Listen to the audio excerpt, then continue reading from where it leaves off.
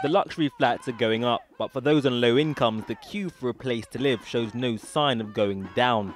Today's protest is calling for decent housing for all. On a day, councils call for tougher sanctions for private landlords who break the law. News welcomed by this mother of two with a grim experience of renting privately.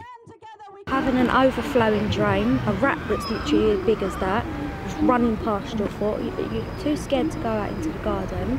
You have mould, you have to bring a newborn baby back to mould on the wall. As soon as you complain, they can say, OK, we'll give you an eviction notice. We will then find another tenant that won't complain and that will deal with it and pay all the rent that they want.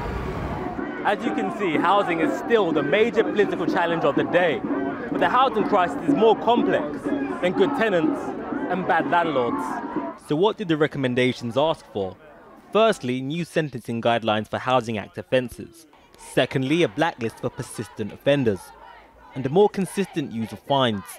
In response, the body representing them said most landlords take their responsibilities seriously, but acknowledged penalties can be a deterrent for those who do not. They told Channel 4 News, a fine should also take into account the offender's ability to pay.